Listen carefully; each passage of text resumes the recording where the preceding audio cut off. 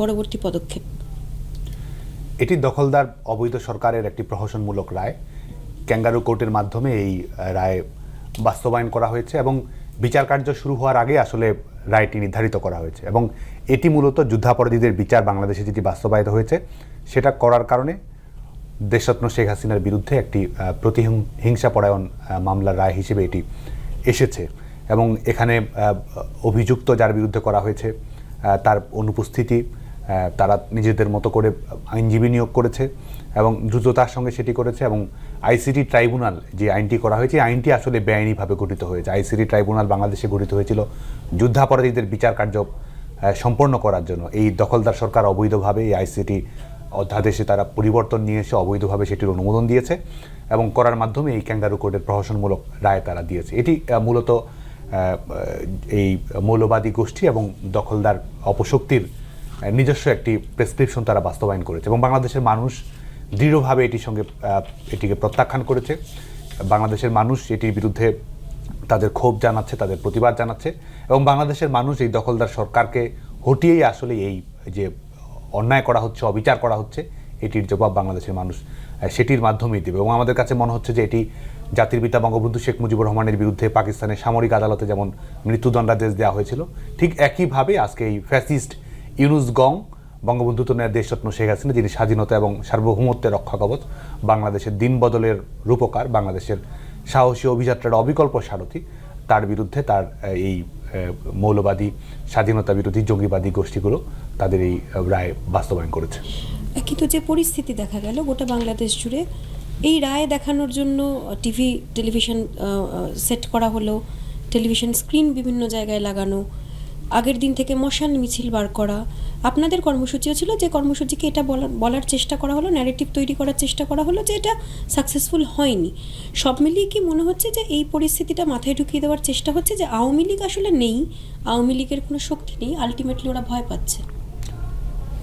যেটি হচ্ছে যে এটি তো সম্পূর্ণ স্ক্রিপ্টেড। এই বিচারিক কার্যক্রম, বিচারপতিদের নিয়োগ, রায় প্রদান এবং এক ধরনের ক্যাঙ্গারু কোর্টে এক ধরনের ক্যামেরা ট্রায়াল এটি তো হচ্ছেই এবং মিছিলগুলো করা হচ্ছে এবং এক ধরনের মব তৈরি করা হচ্ছে। এই সরকারটা যেমন মবের উপর প্রতিষ্ঠিত, এই আদালতটি মবের উপর প্রতিষ্ঠিত এবং এই রায়ও আসলে মবের রায়।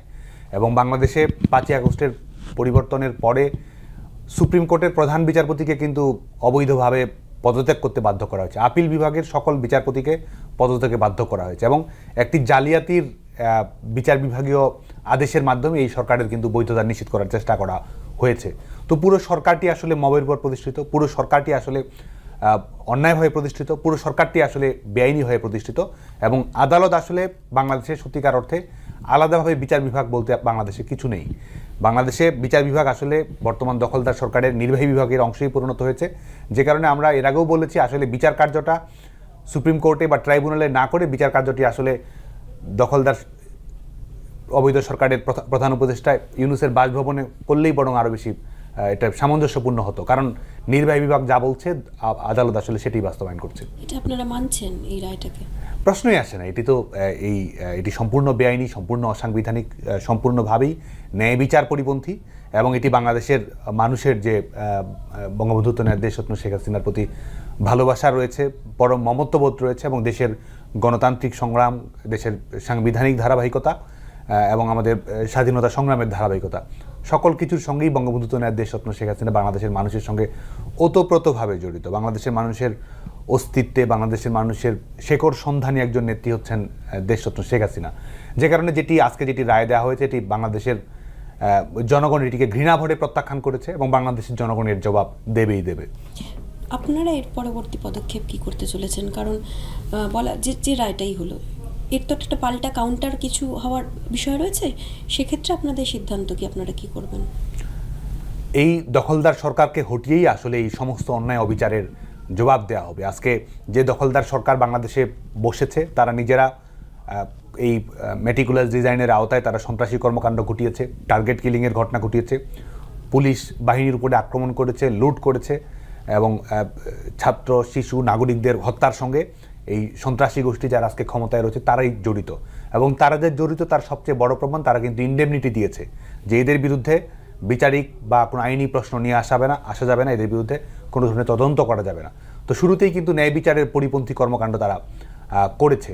তো যে কারণে আমি মনে করি যে আজকে দখলদার সরকারকে হটিয়ে বাংলাদেশে গণতন্ত্র পুনরুদ্ধার করা, বাংলাদেশে আইনের শাসন, ন্যায় বিচার, মানবাধিকার প্রতিষ্ঠা করা, বাংলাদেশে আবার একটি প্রতিযোগিতামূলক গণতান্ত্রিক ধারাবাহিকতা নিশ্চিত করা, বাংলাদেশে একটা অন্তর্ভুক্তিমূলক গণতান্ত্রিক নির্বাচন নিশ্চিত করা একটা নিরপেক্ষ সরকারের মাধ্যমে, সেটিই হচ্ছে একমাত্র জবাব। বাংলাদেশের জনগণ এই জবাব দেবে, বাংলাদেশ আওয়ামী লীগ এটির জবাব দেবে।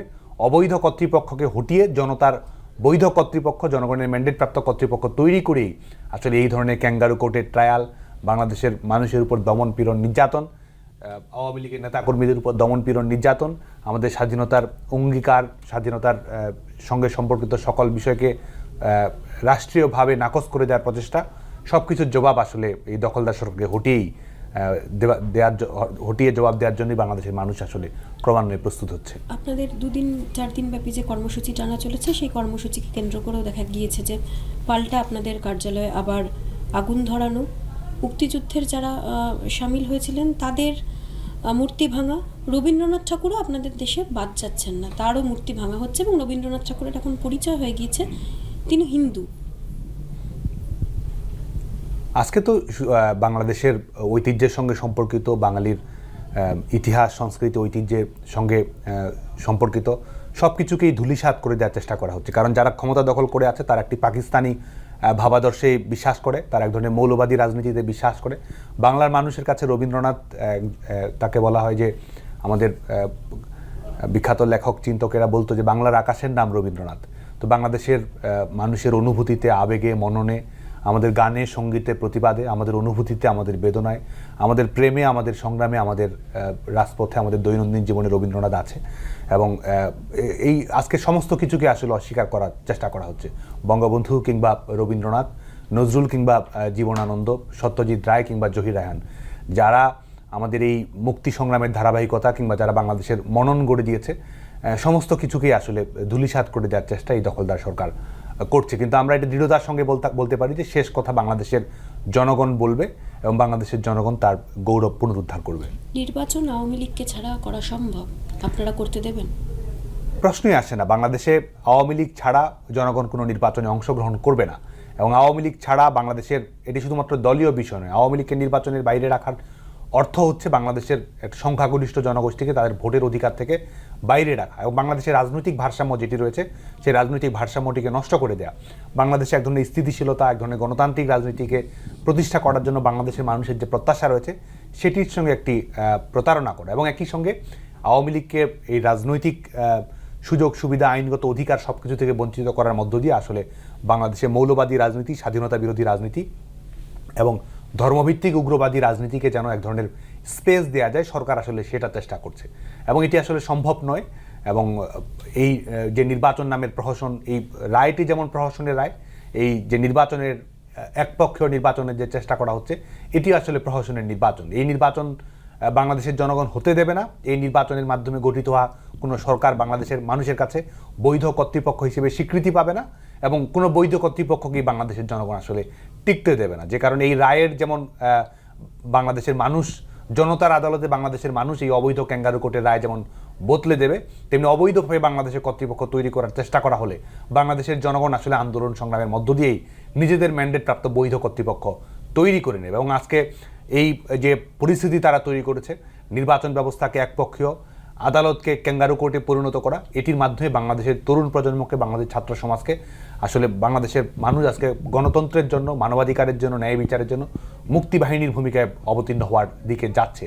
অবৈধ সরকারের সমস্ত আস্তানা যেন গুড়িয়ে দেওয়া যায়, দখলদার সরকারের সমস্ত আস্তানা যেন গুড়িয়ে দেওয়া যায় এবং সমস্ত কিছু গুড়িয়ে দিয়েই বাংলাদেশের জনগণের রাজনৈতিক বৈধতা, গণতান্ত্রিক প্রতিনিধিত্ব যেন নিশ্চিত করা যায়, সেই লক্ষ্যেই বাংলাদেশের মানুষ আজকে আসলে সংগ্রামের জন্য প্রস্তুত হচ্ছে। একটা বৃহত্তর গণতান্ত্রিক সংগ্রাম, একটা জাগরণের জন্য বাংলাদেশের মানুষ প্রবলভাবে অপেক্ষা করছে এবং একটি রাজনৈতিক আগ্নেয়গিরির মাধ্যমেই আসলে এই সরকারের বিদায়ের প্রেক্ষাপটটি নিশ্চিত হবে। রাজনৈতিক আগ্নেয়গিরি মানে বলতে চাইছেন টানা ধারাবাহিক আপনাদের আন্দোলন চলবে?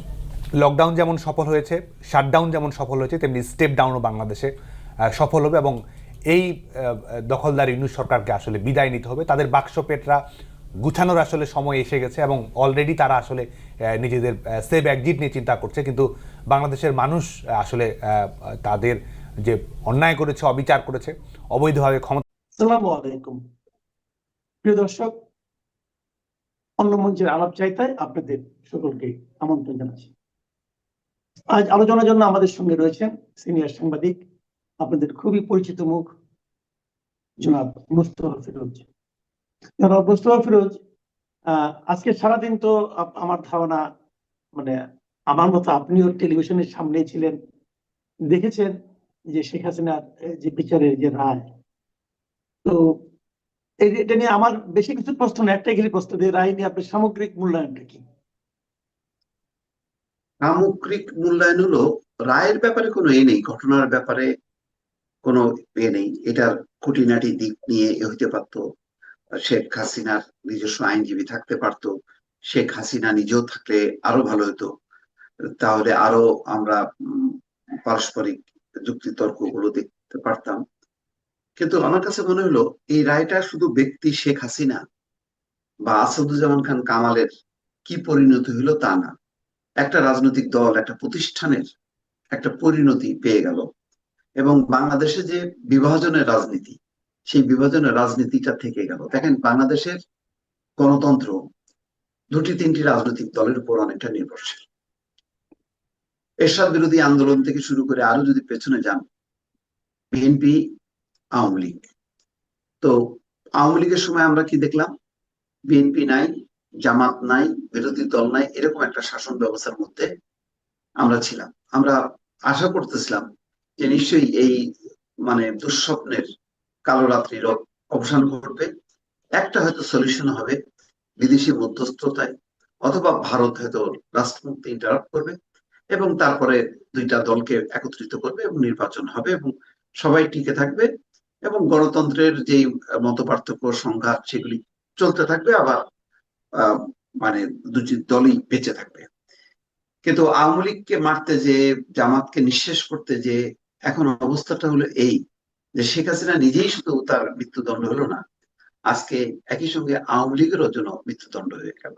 কারণ আওয়ামী লীগ এখন শেখ হাসিনার হাতে এমন ভাবে মুষ্টিবদ্ধ যে এই আওয়ামী লীগের দায় তিনি কাউকে দেবেন না। যদি দিত তাহলে গত এক বছরে একটা হয়তো ভিন্ন মাত্রা আমরা দেখতে পারতাম।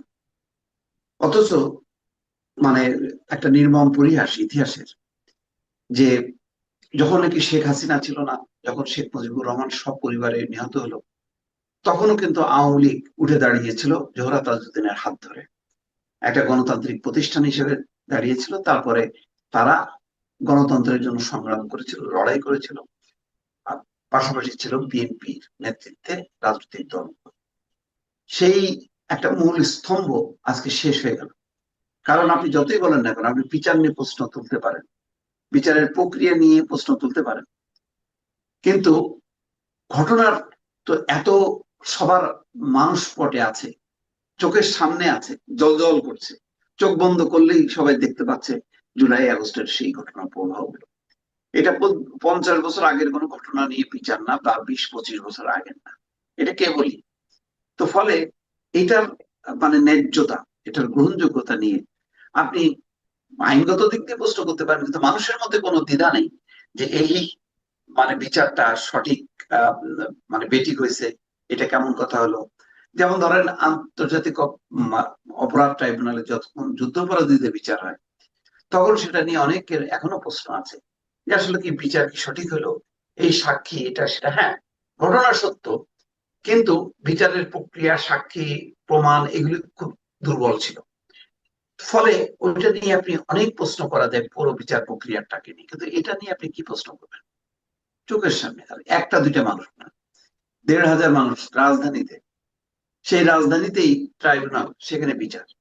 তো ফলে ঘটনা সত্য, কিন্তু ওই আবার বললাম না, এর পেছনে আবার একটা বড় একটা ধাক্কা, যে আপনি বিচার করলেন শেখ হাসিনার, কিন্তু একই সঙ্গে তো আওয়ামী লীগেরও বিচার হয়ে গেল। আওয়ামী লীগ যদি তার মতন করে যদি অপরাধীদের বাইরে আরেকটা আওয়ামী লীগের একটা যাত্রা থাকতো, তাহলে এই যে ধরেন আজকে নির্বাচন, গণতন্ত্র আবার একটা উত্তরণ ঘটবে, সেখানে কিন্তু একটা গণতান্ত্রিক দলকে পাওয়া যেত। এখন একটা গণতান্ত্রিক দল যার সঙ্গে জড়ায় আছে গণতান্ত্রিক আন্দোলনের ইতিহাস, স্বাধীনতা মুক্তিযুদ্ধের ইতিহাস, সে কিন্তু আজকে একদম মাইনাস হয়ে গেল। এতে এটা শুধু শেখ হাসিনার ক্ষতি না, এটা আওয়ামী লীগের ক্ষতি না, আমি বলবো এটা গণতান্ত্রিক একটা রাষ্ট্র গঠনের বা গণতন্ত্র মনা মানুষের সবারই ক্ষতি এটা। এই একইভাবে দেখেন, যখন নাকি বিএনপি কোণঠাসা ছিল, বিএনপি যখন নির্বাচনে অংশ নিতে পারতো না, তখন যেমন গণতন্ত্রের জন্য একটা হাহাকার, সুষ্ঠু নিরপেক্ষ নির্বাচনের জন্য হাহাকার ছিল, যে বিএনপি ছাড়া কিভাবে সংসদ হয়, বিএনপি ছাড়া কিভাবে গণতন্ত্র হয়। এখনো কিন্তু সেই একই অবস্থাটা, এবং এর পুরো দায়টা আসলে বিচার তো শুধু মানুষ হত্যার জন্য না, গণতন্ত্র হত্যার জন্য, এবং আওয়ামী লীগকে যে একটা নিঃশেষ করে ফেললো, এই জন্য এটারও একটা আলাদা বিচার হওয়ার দরকার ছিল শেখ হাসিনার জন্য। একমাত্র ব্যক্তি, সে নিজেকে শেষ করলো, তার দলকে পর্যন্ত শেষ করলো, অথচ মানে আপনার গণতান্ত্রিক প্রতিষ্ঠানে কিন্তু এটা এরকম হওয়ার কথা না। গণতান্ত্রিক প্রতিষ্ঠানে আজকে আপনি আসবেন, কালকে আপনি নাই, আরেকজন এসে সেটা বলবে। কিন্তু এই যে একচেটিয়া, মানে আমি নাই তো সব শেষ, এই যে ব্যক্তি কেন্দ্রিক একটা অবস্থান, যার কারণে স্বৈরতন্ত্র, সেই জায়গাটা খুব ক্ষতিগ্রস্ত হলো। এই জায়গাটা পূরণ হবে কিভাবে আমি জানি না। কারণ দেখেন, এখন কিন্তু গণতন্ত্রের যে সংকট, আজকে কিন্তু রায়ের দিনই বোঝা গেল। একদিকে সুশৃঙ্খল ভাবে আপনার রায় চলতেছে, বিচার কার্যক্রম, আমি টেলিভিশনে স্ক্রল, মানে পর্দাটা আমি দেখলাম কয়েকটা ভাগ। একটা ভাগে আমি ট্রাইব্যুনালের বিচার দেখছি, আর একটা ভাগে দেখছি হাইকোর্টের সামনের একটা বক্স, সেখানে দেখলাম উৎসুক লোকজন অপেক্ষা করছে। আর একটা দেখলাম যে টেলিভিশন স্ক্রলে, স্ক্রিনে, টিএসসির সামনে সবাই দেখছে বিচার কার্যক্রমটা। ঠিক পাশাপাশি আর একটা চতুর্থ যে এটা স্ক্রিনটা, সেই স্ক্রিনটা 32 নম্বরে, এখানে বিশাল বিশাল এক্সোভেটার বুলডোজার টাইপের, মানে একটা মনে হচ্ছে যেন বড় একটা প্রজেক্ট হচ্ছে এখানে, রূপপুর পারমাণবিক বিদ্যুৎ কেন্দ্র, এরকম একটা।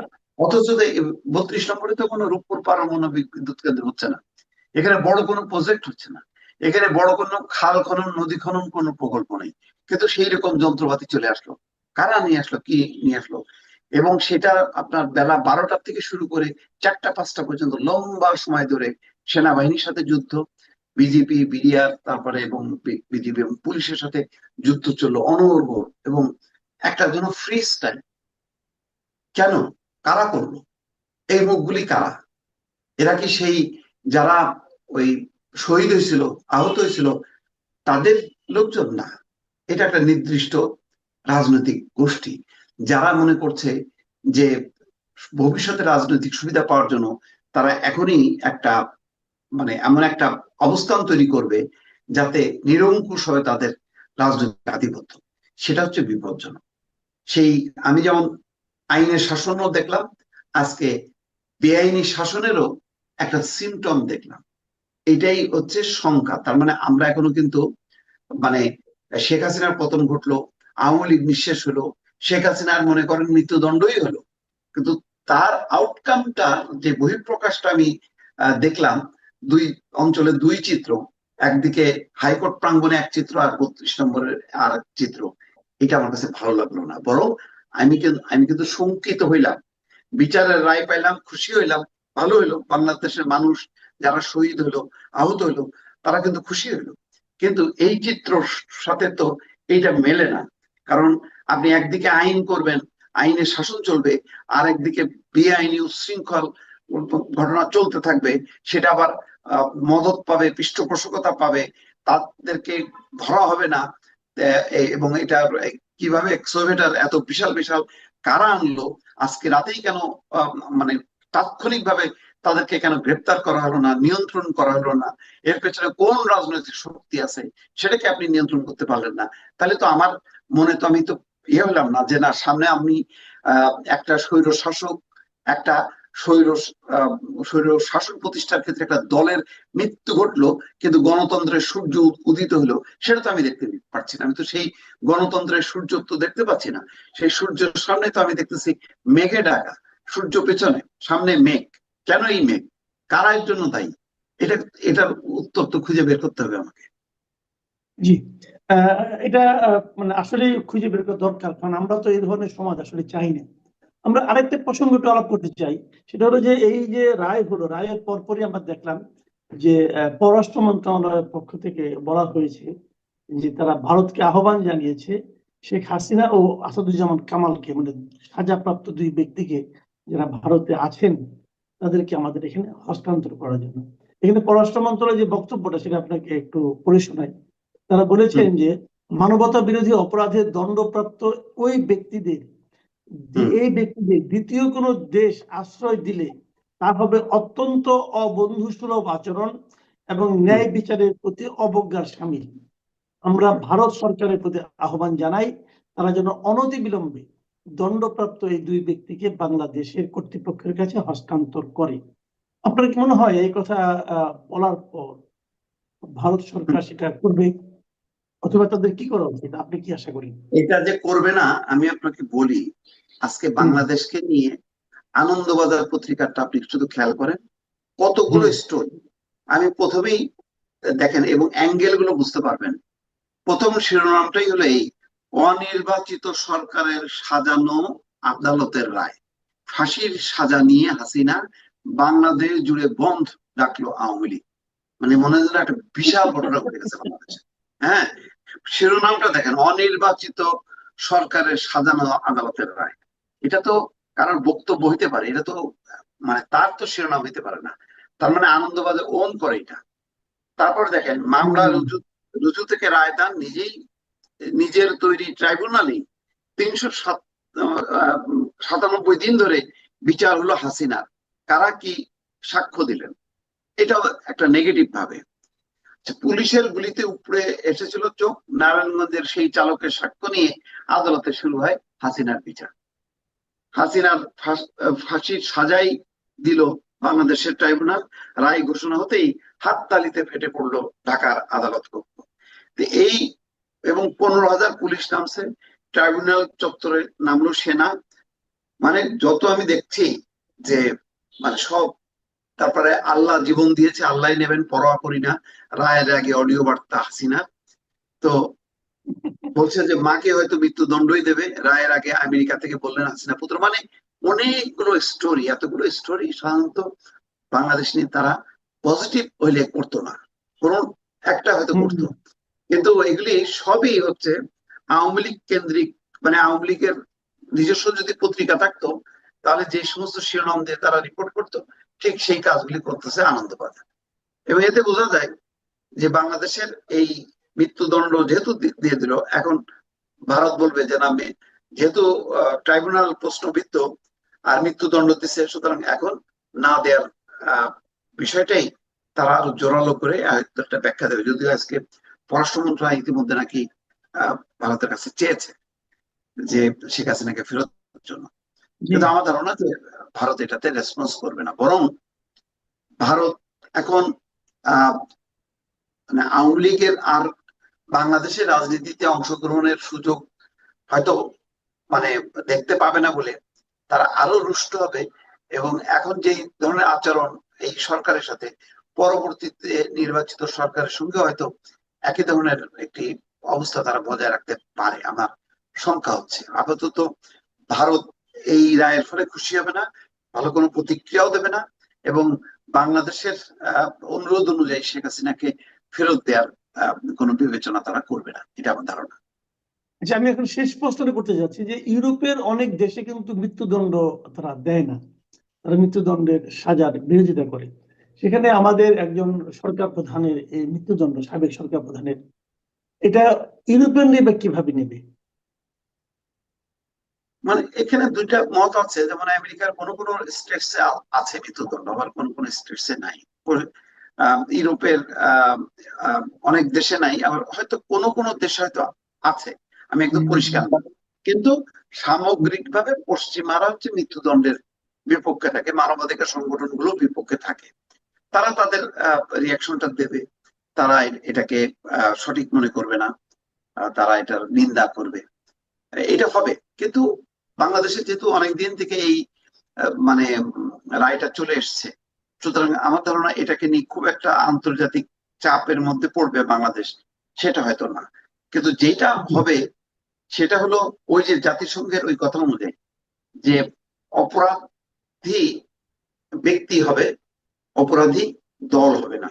ফলে দলের অধিকার নিয়ে হয়তো পশ্চিমারা মানে চাপাচাপি করতে পারে যে এই দলকে তার রাজনৈতিক অধিকার দিতে হবে, সবার সমাবেশের অধিকার দিতে হবে, মত প্রকাশের স্বাধীনতা দিতে হবে, এবং তারা যাতে নির্বাচনে পার্টিসিপেট করতে পারে সেই বিষয়টা হয়তো তারা বলতে পারে। এবং ইতিমধ্যে মনে হয় তারা বলছে, কারণ সেদিন দেখলাম যুক্তরাজ্যের একজন মন্ত্রী সামনে ডক্টর মোহাম্মদ ইউনূস বলছেন যে আওয়ামী লীগের নির্বাচনে অংশগ্রহণের কোনো সুযোগ নেই।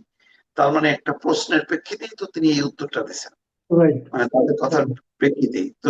ফলে এরা কিন্তু বলা শুরু করছে, এবং সামনে যেহেতু শিডিউল নির্বাচনী তফসিল, এখন আরো বলবে যে তোমরা তো অপরাধীকে বিচার করছো, এখন দলকে তোমরা সাজা দেবে, কেন দলকে এখন অধিকার দাও অংশগ্রহণ করার। এটা হয়তো আসতে পারে আমার ধারণা। অনেক ধন্যবাদ, অনেক ধন্যবাদ জনাব মুস্তফা ফিরোজ। প্রিয় দর্শক, আপনারা শুনলেন সিনিয়র সাংবাদিক মুস্তফা ফিরোজের বিশ্লেষণ শেখ হাসিনার মামলা। ব্যাপক গণহত্যা এবং মানুষের স্মৃতিতে জ্বলজ্বল করছে। বাংলাদেশের প্রতিটা মানুষ অবাক হবে না যে কোন ঘটনায় বিচার হলো, অবাক হবে না। কিন্তু অনেক ঘটনা অবাক হয়েছে যখন 20, 30, 50 বছর আগের ঘটনা নিয়ে বিচার হয়েছে, কারণ এটা সবার অংশগ্রহণ ছিল এবং সবার সামনেই ঘটনা ঘটেছে। সাক্ষ্য, প্রমাণ, তথ্য উপাত্ত সব কিছু ছিল। শুধু বাংলাদেশ না, আন্তর্জাতিক মিডিয়া কাছেও সেই তথ্যগুলো ছিল এবং তারাও বলেছে, জাতিসংঘ বলেছে। তো সেগুলো পর্যালোচনা করেই একটা ইতিহাসের একটা অনিবার্য রায় সেটা ঘোষিত হলো। কিন্তু একই সঙ্গে আমার কাছে একটা জিনিস মনে হয়, শেখ হাসিনা তো শুধু একজন ব্যক্তি নন, তিনি একটা প্রতিষ্ঠান।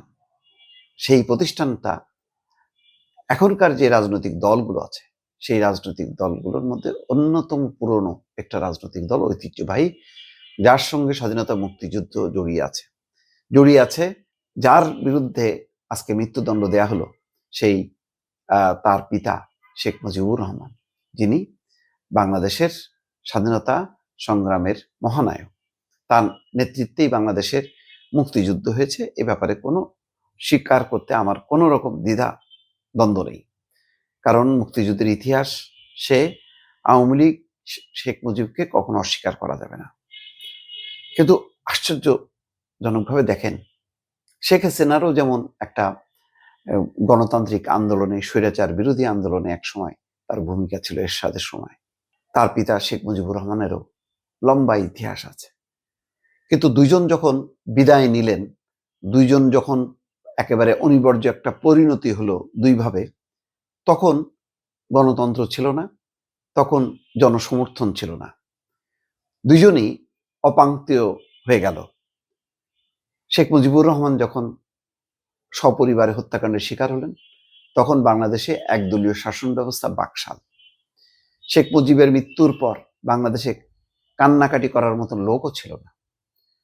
আর শেখ হাসিনাকে যখন পালিয়ে যেতে হলো, তখন তার পক্ষে একটা মিছিল, একটা কোনো জটলাও দেখা গেল না, এবং খুব লজ্জাজনকভাবে দিল্লিতে পালিয়ে গেল এবং গণহত্যার দায় নিয়ে, সেই গণহত্যার দায়ে তার বিচার হলো, তার ফাঁসি হলো। অদ্ভুতভাবে মিলে গেল। দেখেন, দুইজনই যখন নাকি বিদায় নিলেন রাজনীতির মঞ্চ থেকে, তখন তাদের জনসমর্থন নেই, তখন গণতন্ত্র নেই, অথচ দুইজনই গণতন্ত্রের জন্য আন্দোলন করেছে। তাদের নেতৃত্বে লক্ষ লক্ষ মানুষ সেই আন্দোলনে শরিক হয়েছে এবং অনেকে মারাও গেছে, জীবনও গেছে। ইতিমধ্যে রায় জেনেছেন, সবাই জানে শেখ হাসিনা এবং আসাদুজ্জামান খান কামালের মৃত্যুদণ্ড, এবং চৌধুরী আব্দুল আল মামুন তার 5 বছরের দণ্ড।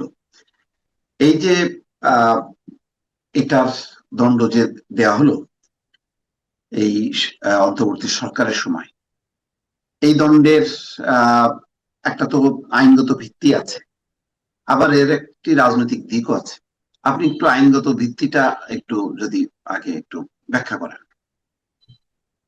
না, আইনগত দিক হলো, দেখেন, মানে সবচেয়ে ইতিহাসের যে এটা কি বলে পরিহাস বলি আমি সেটাকে, যে এই আদালতটা কিন্তু গঠনই করা হয়েছিল শেখ হাসিনার আমলে, এবং ওনার নিজের গঠন করা আদালতেই ওনার বিরুদ্ধে এই চূড়ান্ত রায়টা হলো।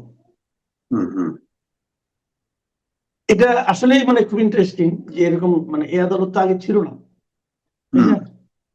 এবং যে মানবতা বিরোধী অপরাধের জন্য উনি যে আদালত গঠন করলেন, সেই আদালতে ওনার কিন্তু মৃত্যুদণ্ডের আদেশটা হলো, এবং সেখানে কিছু আইনও পরিবর্তন করা হয়েছে। করা হলেও যে রায় যেটা হয়েছে, এই রায় নিয়ে ঢাকা শহরে আমরা কিছু বিপরীত মানে কিছু নেতিবাচক প্রতিক্রিয়া দেখেছি। ঢাকার বাইরেও হয়তো হয়েছে নেতিবাচক প্রতিক্রিয়া, কিন্তু সেই প্রতিক্রিয়ার পেছনে হয়তো আবেগ কাজ করেছে। আমি জানি না আসলে কিভাবে কি কাজ করেছে। আবার এই রায়টাকেও অনেকে রাজনৈতিক, যেমন আমি তাৎক্ষণিকভাবে ভারতের একটা পত্রিকা দেখলাম, এনডিটিভি নাকি একটা পত্রিকা দেখলাম আমি, যে আওয়ামী লীগ একটা প্রেস রিলিজ দিয়ে জানিয়েছে এটা রাজনৈতিক পক্ষপাত দুষ্ট এবং রাজনৈতিক প্রতিহিংসার কারণে দেওয়া হয়েছে। তারা যে যাই বলুক, আমি কিন্তু মনে করি যে 24 জুলাই আগস্টে যে ঘটনা ঘটেছে, সেখানে নাকি তখন অন্যায় করেননি, এটা অস্বীকার করা যাবে? উনি তো অন্যায় অনেক আগে থেকেই করছিলেন। এই যে গুম যেটা হয়েছে, দেখেন গুম এমন একটা ঘটনা অনেক ঘটিয়েছে এই দেশে, গুম যেটা করেছে পৃথিবীর কোথাও অপরাধ শাস্তি গুম শব্দটাই নাই, মানে এটা এই ধরনের অপরাধ যে করা যায় এটাও তো অনেকে জানতো না। আমরা গুমের ব্যাপারটা দেখেন, তাহলে সেটা তো হয়েছে দেশে, ওনার আমলেই হয়েছে। এবং এই সমস্ত যে আব্দুল্লাহ মামুন চৌধুরী, আব্দুল্লাহ মামুন যিনি আইজিপি ছিলেন, উনি নিজে সব স্বীকার করেছেন যে ওনার আদেশে ওনারা এগুলো করেছেন। তো এটাকে তো ভাই আপনি রাজনৈতিক দৃষ্টিকোণ থেকে দেখলে হবে না। কিন্তু অপরাধ করেছেন এবং অন্যায় করেছেন এবং তার শাস্তি তো পেতেই হবে, আপনি যেই হন না কেন। আপনি কার কন্যা অথবা আপনি কার নেতা, এটা তো ইম্পর্টেন্ট না। ইম্পর্টেন্ট হলো যে আপনি মানুষ হিসেবে এই কাজটা করেছেন কিনা। যদি করে থাকেন তার শাস্তি আপনাকে পেতে হবে ভাই। এটা যদি আমিও হই, আমিও এরকম অন্যায় করলে আমাকেও শাস্তি পেতে হবে, আমার পিতা অন্যায় করলে তাকেও পেতে হবে, আমার সন্তান অন্যায় করলে তাকেও পেতে হবে। আমার মন খারাপ হতে পারে, আপনার মন খারাপ হওয়া, কেউ যদি মন খারাপ করেন এটা যথার্থ, তা করতেই পারে, তার মন বিভিন্ন কারণে খারাপ হতে পারে। কিন্তু আমি যদি সামগ্রিক ভাবে সামাজিক দৃষ্টিকোণ থেকে, সমাজের দৃষ্টিকোণ থেকে দেখি, দেশের দৃষ্টিকোণ থেকে, আইনের শাসনের দৃষ্টিকোণ থেকে দেখি, তাহলে কিন্তু এই দায় সরকার প্রধান হিসেবে ওনাকে নিতে হবে। এবং মামলা তো আরো কয়েকটা আছে, সেগুলো আগামীতে কি হবে আমরা দেখি। তো পাশাপাশি এটাও আবার ঠিক যে আমাদের এখানে যেটা হয়, আমাদের এই মামলাগুলিতে আদালতের এই সমস্ত রায়, এই ধরনের রায় যখন যে সমস্ত রায় আপনি মনে করেন যে সমস্ত মামলায় আসামি হিসেবে অথবা বাদী হিসেবে রাজনৈতিক নেতৃবৃন্দ জড়িত থাকেন, তখন কিন্তু আমরা দেখি যে একটা কমন একটা মানে অভিযোগ তোলা হয় যে রাজনৈতিক ভাবে এটা পক্ষপাতদুষ্ট, রাজনৈতিক ভাবে মোটিভেটেড, হ্যাঁ, এবং মানে সুবিচার হয়নি, এই ধরনের অভিযোগ কিন্তু আমরা শুনি। কিন্তু এখন রাজনৈতিক নেতৃবৃন্দের বিরুদ্ধে কি তাহলে কোনো মামলা হতে পারবে না? তারা কোনো অন্যায় করে না? অন্যায় তো করে। যদি আমি মনে করি যে এই শাস্তি, এই যে রায়, এই রায়টা আমাদেরকে মানে একভাবে নিয়েছি আমরা। আমার মনে হয় যে ওই 24 যে গণহত্যা তখন হয়েছে, 1,500 লোক মারা গেছে 1.5 মাসের মধ্যে, 1.5 মাস না, 34 দিনের মধ্যে, 36 দিনের মধ্যে। এটা কিন্তু বিশাল ঘটনা। এবং সেটা হলো কি, যে রাষ্ট্রের দায়িত্ব ছিল তাদেরকে নিরাপত্তা দেওয়ার, তাদের হাতেই তাদের মৃত্যু হয়েছে। এই অপরাধটাকে আপনাকে একদম তো উড়াই দিতে পারেন না, এটা বড় অপরাধ। যে বিচার হয়েছে, এখন এই বিচার তার পরবর্তী গতি প্রকৃতি অনুযায়ী অগ্রসর হবে। সামনে হয়তো এটা আপনার আপিলে যাবে, আপিল বিভাগে যাবে, কিভাবে যাবে আমি বুঝতে, ওনাদের পক্ষে তো কেউ নাই, শেখ হাসিনার পক্ষে তো কেউ এই মামলা আসলে সেভাবে, যদিও এখানে একজন সরকারের একজন উকিল নিয়োগ করেছে, ওনার অবস্থানটা কি ছিল এটা আমরাও জানি, আপনিও জানেন, পত্রপত্রিকা দেখেছি। কিন্তু একটা জিনিস কি মাসুদ কামাল, এই রায়ের মধ্য দিয়ে কি সেই জিনিসটা প্রতিষ্ঠিত হবে কিনা যে ভবিষ্যতে যারা ক্ষমতায় আসবে তারা ক্ষমতা আঁকড়ে ধরার জন্য এই যে ব্যাপক যে এটা তো 1400 মানুষের হত্যাকাণ্ড তো আর একদিনে হয়নি, এই পরিস্থিতিটা উন্নীত হওয়ার আগে ওই যে গুম খুন করতে করতে করতে আপনি এরকম একটা পরিস্থিতির মধ্যে পড়লো। তো ভবিষ্যতের রাজনীতিকদের জন্য এটা কি একটা সিগন্যাল হয়ে গেল কিনা, এটা একটা দৃষ্টান্ত হলো কিনা যে অপরাধ করে মানে যত আপনি ক্ষমতাশালী হন না কেন আলটিমেটলি আপনি ছাড় পাবেন না, এই দিকটাও সামনে আসলো কিনা? এই দিকটা সামনে একদিক দিয়ে আসলো, আবার আরেক দিক দিয়ে আসলো না। আরেকটা কিন্তু আসল কোথায়, আপনি আওয়ামী লীগের যে কাউকে জিজ্ঞাসা করেন, আওয়ামী লীগ যারা করেন এমন কাউকে জিজ্ঞাসা করেন, তারা বলবেন না এটা কিছু হবে না তো। তাদের মধ্যে একটা ধারণা এটা কিছু হবে না, আমার দল যখন আবার ক্ষমতা আসবে তখন এটা সব উল্টো হয়ে যাবে। কারণ এটাও কিন্তু আমরা এই ধরনের কিন্তু উদাহরণ তৈরি করেছি, আমরা কিন্তু এই ধরনের উদাহরণ তৈরি করেছি। হয় কি, মানে এগুলি খুবই দুঃখজনক। যেমন ধরেন আপনার এই সরকার আসার পরে আমরা দেখি নাই যে বেশ কয়েকটা আলোচিত মামলা সবাই খালাস পেয়ে গেছে। যদি এমন হতো যে সবাই খালাস পায় নাই, কেউ কেউ খালাস পেয়েছে, মামলাটা তা তো হয়নি। পুরো ঘটনায় সবাই খালাস পেয়ে গেছে, এরকম তো হয়েছে, হয়নি? হয়েছে তো। 10টা অস্ত্র মামলাতে হয়েছে, তারপরে আপনার 21 গ্র্যান্ড হামলায় হয়েছে, কিন্তু 10টা অস্ত্র এসে আসে নাই। এর জন্য কি কেউ দায়ী ছিল না? 21 আগস্টে কি কেউ মারা যায় নাই? এই জন্য কি কেউ দায়ী ছিল না? আপনি সবাইকে খালাস দিয়ে দিলেন। হ্যাঁ, মানলাম আমি যে ওর মধ্যে অনেকে ওই যারা মামলাটা পরিচালনা, ওই সময় কিন্তু এটা রাজনৈতিক ভাবে কিন্তু দেখেন, এত বড় একটা হত্যা মামলা, এত বড় একটা অস্ত্র মামলা, সেটা কিন্তু হত্যা মামলা যেভাবে হওয়া উচিত সেভাবে হয়নি, অস্ত্র মামলা যেভাবে হওয়া উচিত সেভাবে হয়নি। রাজনৈতিক প্রতিপক্ষকে দমন করার উদ্দেশ্য দিয়ে সেটা কিন্তু পরিচালিত হয়েছে, যে কারণে ওই রায়টাও এরকম ভাবে হয়েছে। আবার ওই রায়ের জবাব যেটা দেওয়া হয়েছে সেটা নিয়ে আমরা কি বলবো, সবাইকে আপনি খালাস করে দিলেন একটা একটা ঘটনা যে এই মামলা ঠিক মতো নাকি দায়ের করা হয় না, ঠিক মতো নাকি তদন্ত হয় না, তাহলে আপনি পুরো তদন্ত আদেশ দেন। হাইকোর্ট বললো যেটাকে আরো ডিটেল তদন্ত করতে হবে, সুপ্রিম কোর্ট তাও দিল না, তাও বাতিল করে দিল। এটা তো আমরা দেখলাম। তাহলে এখন তাহলে কি হবে? তাহলে হত্যা যারা নিহত হলো তাদের মৃত্যুর কোনো নাই, বিচার হবে না? এই প্রশ্নগুলো কিন্তু মানে আগে আমরা করেছি, এবারও করেছি, কিন্তু সমস্যাটা কি হলো, এই প্রশ্নগুলো কিন্তু কেউ কিন্তু আমলে নিল না।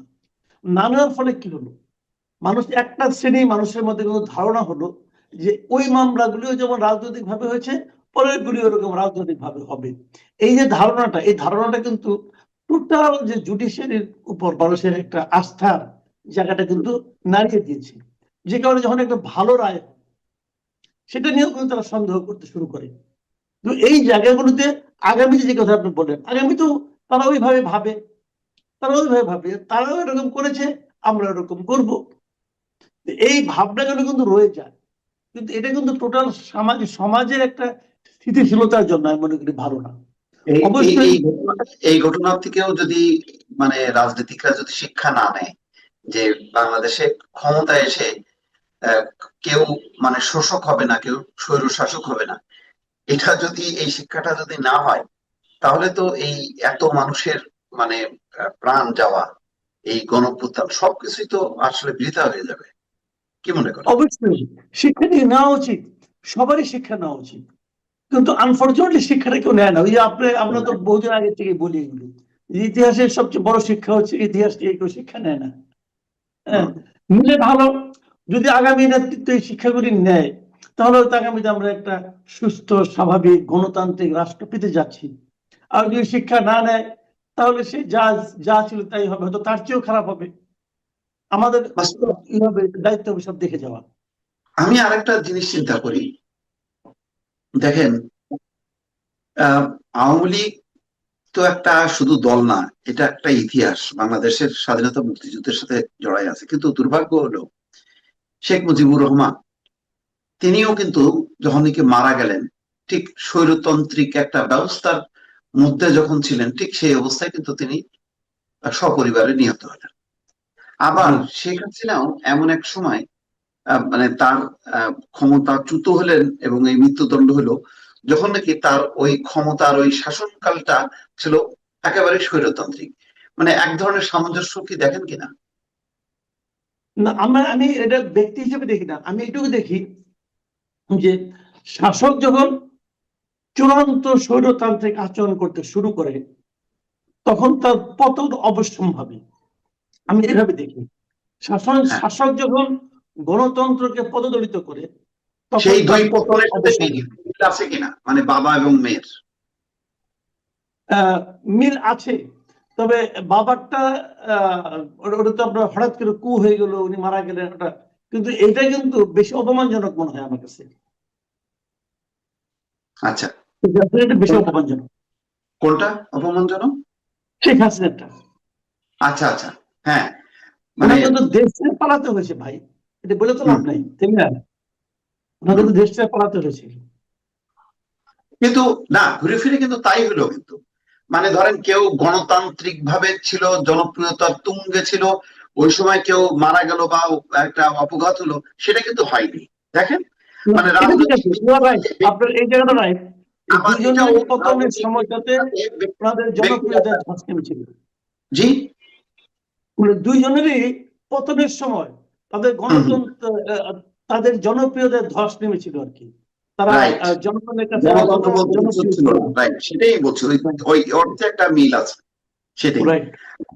আচ্ছা, এইটার আজকে ধরেন সবার চোখ যখন ছিল আদালতের দিকে নিবিষ্ট, ঠিক সেই সময় আপনি 32 নম্বরকে ঘিরে যে পরিস্থিতি, অন্তর্বর্তী সরকারের একটা বিবৃতি দেখলাম যে রায়কে ঘিরে মানে কোনো কেউ যদি কোনো অস্থিতিশীল পরিস্থিতি তৈরি করার চেষ্টা করে, সরকার সেটা অগ্রাহ্য করবে। এবং আমি কিছুক্ষণ আগে এটা থামলো, কিন্তু লম্বা সময় ধরে কিন্তু 32 নম্বরকে ঘিরে একটা অস্বাভাবিক ঘটনা হঠাৎ করে বড় আকারে এক্সকাভেটর বুলডোজার কিভাবে আসলো, কেন এই ঘটনাটা ঘটলো, কারা করলো, এটা কিন্তু কিছু বোঝা গেল না। আপনার কাছে কি মনে হয়?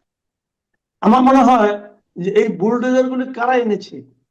বুলডোজার তো মনে করেন একটা দেয়া সেলাই না, যে পকেটের মধ্যে রেখে দিলাম, বের করলাম, আবার রেখে দিলাম, তা তো না, এটা বড় জিনিস। এটা কে এনেছে, এটা মালিক কে, এটা দেখেই বুলডোজারের মালিককে ধরে অ্যারেস্ট করা উচিত, কোনো আলোচনা নাই। এবং মালিকের কাছে যে এনেছে তাদেরকে অ্যারেস্ট করে তাদেরকেও দৃষ্টান্তমূলক সাজার আওতায় আনতে হবে। তাহলে আপনি খালি একটা সাজা দৃষ্টান্তমূলক দিবেন, আরেকটা কিছু করবেন না, এটা হয় না। এই সরকার এটা পারবে না।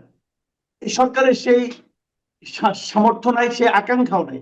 যদি থাকতো, 13 তারিখে যখন নাকি এই 32 নম্বরের সামনে একজন প্রৌঢ় মহিলাকে ধরে কতগুলি ইয়াং ছেলে মেয়েরা পিটাইলো, একটা যুবতী নারীকে দেখলাম বড় একটা লাঠি দেখে পিটাচ্ছে তার মায়ের বয়সী এবং মহিলাকে।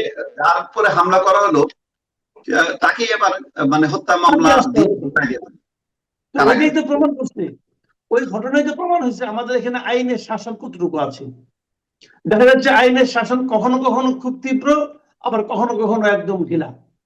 তো বুলডোজারের ক্ষেত্রে একই জিনিস। বুলডোজারের মালিককে খুঁজে বের করা উচিত এবং তাকে অ্যারেস্ট করা উচিত, তাকে বিচারের আওতায় আনা উচিত। এবং এই মালিকের কাছ থেকে কে এনেছে, তাকে মালিক নিজে নিয়ে এসেছে উৎসাহ নিয়ে, তাদের বিরুদ্ধে অ্যাকশন নেওয়া উচিত। কারণ যখন একটা আইনের মাধ্যমে একটা বিচার হচ্ছে, তখন তুমি আইনের বাইরে যে তোমার এই কাজটা করার কোনো অধিকার নাই। একটা সরকার আছে এবং সরকার যেভাবে তাদেরকে থামাইছে, আমি এটাকে সাপোর্ট করি।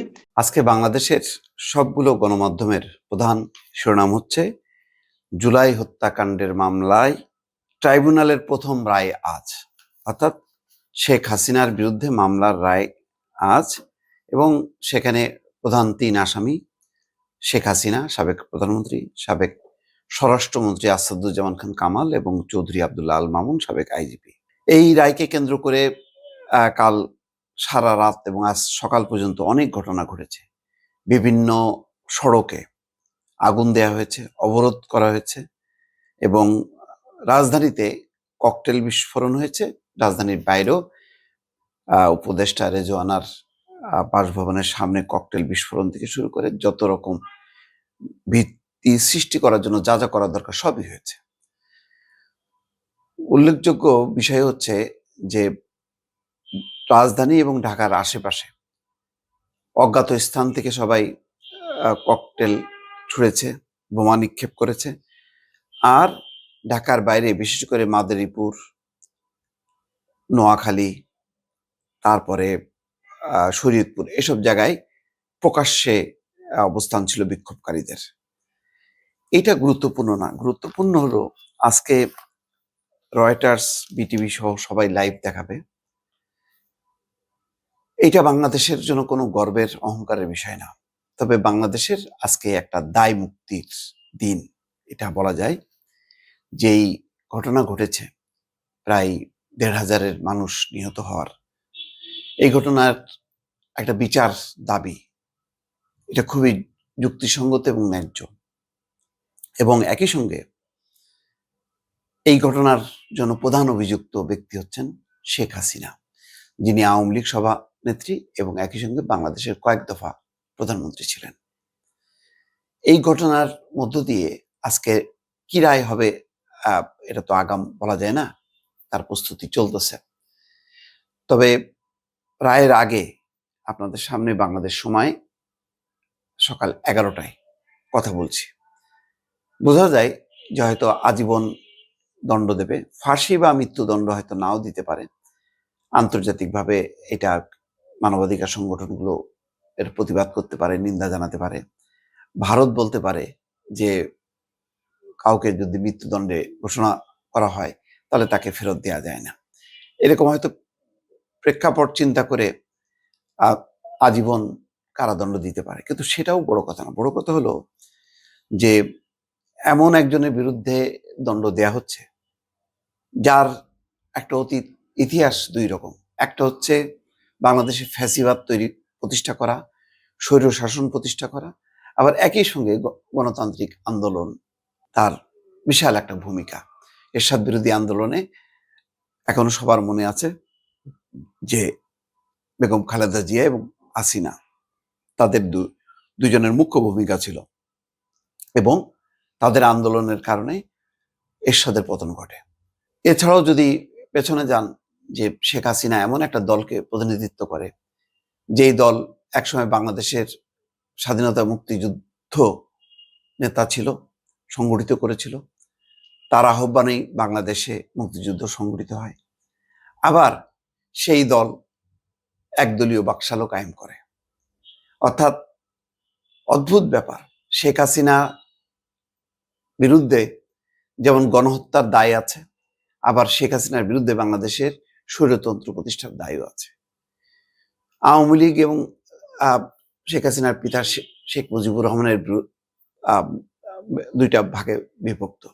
একদিকে বাংলাদেশের গণঅভ্যুত্থানের নেতা, 69-এর গণঅভ্যুত্থান, মুক্তিযুদ্ধ এবং স্বাধীনতা মুক্তিযুদ্ধের নায়ক আওয়ামী লীগের নেতৃত্বেই মুক্তিযুদ্ধ সংগঠিত হয়েছিল, এটাও যেমন বাস্তব।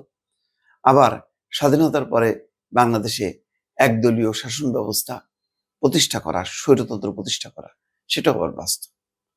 আর এইসব ঘটনার নির্মম বলি হতে হয়েছে শেখ মুজিবকে, সপরিবারে হত্যার শিকার হতে হয়েছে।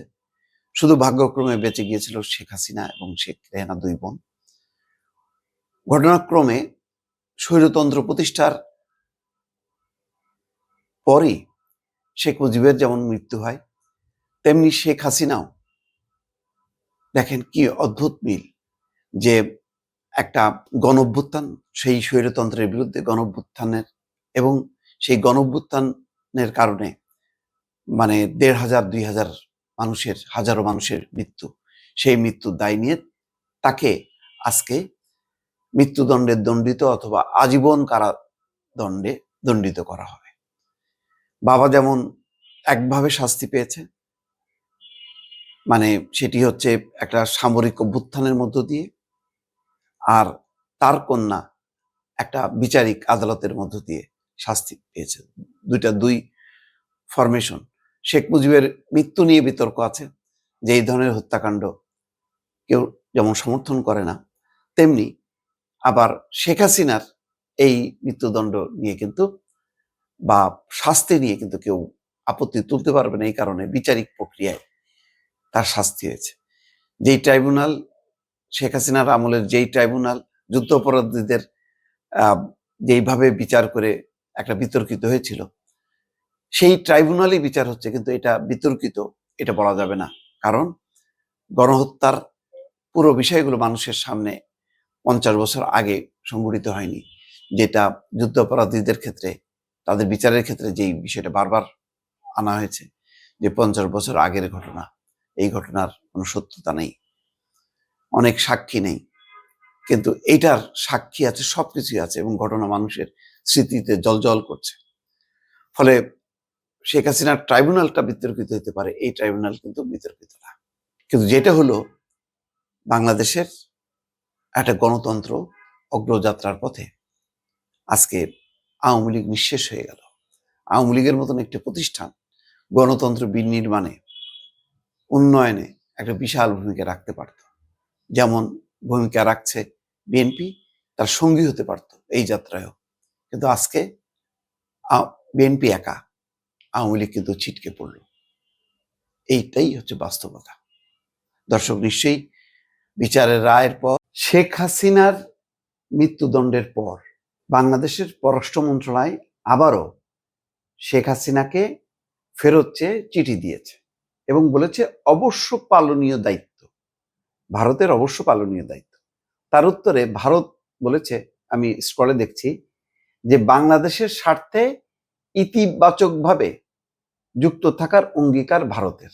বুঝতে পারলেন? বাংলাদেশের স্বার্থে ইতিবাচকভাবে যুক্ত থাকবে ভারত, এই অঙ্গীকার করছে ভারতের পররাষ্ট্র মন্ত্রণালয়। কোনো অর্থ দাঁড়ালো না। তার মানে ফেরত দেবে না। ফেরত যে দেবে না, আমি আজকে দেখেন, এদের তো আনন্দবাজার পত্রিকা পড়লে আপনি বুঝতে পারবেন যে এটার মূল মানে থিম ভারত সরকার কি চিন্তা করে সেটা। শিরোনামগুলি যতগুলি পড়বেন সবগুলো হচ্ছে নেগেটিভ। অনির্বাচিত সরকারের সাজানো আদালতের রায়, ফাঁসির সাজা নিয়ে হাসিনা, বাংলাদেশ জুড়ে বন্ধ ডাকলো আওয়ামী লীগ। মনে হচ্ছে বাংলাদেশে কি আওয়ামী লীগ কি একটা তোলপাড় করে ফেলছে, একটা বন্ধ ডাকছে, কিছুই না। উত্তেজনা ছিল, ভয় ছিল, আতঙ্ক ছিল, এই জন্য গাড়ি ঘোড়া কম ছিল। কিন্তু অনির্বাচিত সরকারের সাজানো আদালতের রায়, তার মানে আন্তর্জাতিক অপরাধ ট্রাইব্যুনালকে ভারত স্বীকৃতি দিচ্ছে না। তারপরে দেখেন, মামলা রুজু থেকে রায়দান নিজেই নিজের তৈরি ট্রাইব্যুনালেই 397 দিন ধরে বিচার হলো হাসিনার, কারা কি সাক্ষ্য দিলেন। তারপরে পরের শিরোনাম, পুলিশের গুলিতে উপড়ে এসেছিল চোখ, নারায়ণগঞ্জের সেই চালকের সাক্ষ্য নিয়ে আদালতে শুরু হয় হাসিনার বিচার। তারপরে শিরোনাম হচ্ছে, হাসিনাকে ফাঁসির সাজাই দিল বাংলাদেশের ট্রাইব্যুনাল, রায় ঘোষণা হতেই হাততালিতে ফেটে পড়ল ঢাকার আদালত। তারপরে হাসিনাকে নিয়ে রায়, দুর্গে পরিণত করা হলো ঢাকাকে দুর্গে পরিণত করা হয়েছে। মোতায়েন 15,000 পুলিশ, ট্রাইব্যুনাল চত্বরে নামলো সেনাও। মানে অনেকগুলো একটার পর একটা মানে শিরোনাম। তারপরে আবার হাসিনার অডিও বার্তা নিয়ে লিখছে, আল্লাহ জীবন দিয়েছেন, আল্লাহই নেবেন, পরোয়া করি না। রায়ের আগে অডিও বার্তা হাসিনার কি বললেন মৃত্যুদণ্ডের আর্জি নিয়ে। সজীব ওয়াজেদ জয়ের বক্তব্য হচ্ছে, মাকে হয়তো মৃত্যুদণ্ডই দেবে ওরা। রায়ের আগে আমেরিকা থেকে বললেন হাসিনা পুত্র জয়, পরবর্তী পদক্ষেপ নিয়ে বার্তা। সবগুলো হলো শেখ হাসিনা এবং আওয়ামী লীগের পক্ষে যা যা দরকার। মনে করেন আজকে যদি আওয়ামী লীগের একটা পত্রিকা থাকতো, যে শিরোনামগুলো করা হতো, ঠিক আনন্দবাজার সেই ভূমিকায় অবতীর্ণ হয়েছে। এর থেকেই বোঝা যায় যে তাদের অবস্থানে কোনো পরিবর্তন হয়নি। তারা বাংলাদেশের এই আদালতের এই রায়, এই বিচার, এগুলি কোনো কিছুই মানে না এবং তারা মানবেও না, কোনোদিনও মানবে না। এটাই হচ্ছে বাস্তবতা। ফলে ভারতের অবস্থানে থাকবে, ভারত আওয়ামী লীগকে নিয়ে খেলবে, বাংলাদেশের বিরুদ্ধে চাপ দেবে এবং তারা তাদের যতক্ষণ পর্যন্ত না রাজনৈতিক স্বার্থ উদ্ধার না হয় ততক্ষণ পর্যন্ত কিন্তু আওয়ামী লীগের টুলস হিসেবে ব্যবহার করবে। ফলে বাংলাদেশে যত চাপাচাপি থাকুক না কেন, তারা হাসিনাকে ফেরত দেবে না। শুধু তাই না, বরং আগামী নির্বাচনে আওয়ামী লীগ যদি অংশগ্রহণ করতে না পারে, তাহলে বাংলাদেশে যে একটা একতরফা নির্বাচন হচ্ছে, এটা তারা প্রমোট করার চেষ্টা করবে। বাংলাদেশ আন্তর্জাতিক অঙ্গনে বেকায়দায় ফেলতে যা যা করার দরকার সবই করবে। ফলে বাংলাদেশের স্বার্থে ভারত ইতিবাচকভাবে যুক্ত থাকবে, এটা মনে করার কোনো কারণ নেই। বরং কিভাবে বেকায়দায় ফেলা যায় তার একটার পর একটা পরিকল্পনা বা ছক কাটবে। এটা হচ্ছে বাস্তবতা। এবং সজীব ওয়াজেদ জয় বলেছেন যে তার মা শেখ হাসিনা দিল্লিতেই থাকবেন। নিয়ে আলোচনা করব এই প্রসঙ্গের সঙ্গে আমাদের শৈশবের একটি বিখ্যাত কবিতা কাঠবিড়ালি, কবি কাজী নজরুল ইসলামের। সেই কাঠবিড়ালি যে কবিতার সারমর্ম, এই সারমর্মের আমি মিল খুঁজে পাচ্ছি। আপনাদের সবারই হয়তো মনে আছে যে কাঠবিড়ালিকে উদ্দেশ্য করে খুকি কি বলছে, কাঠবিড়ালি কাঠবিড়ালি পেয়ারা তুমি খাও, গুড়মুড়ি খাও, ইত্যাদি কথাবার্তা। মানে তার সঙ্গে একটা খাতির করার চেষ্টা করছে। তো খাতির করার চেষ্টা হলো যে কাঠবিড়ালি গাছে উঠে মজা করে পাকা পাকা পেয়ারা খাচ্ছে।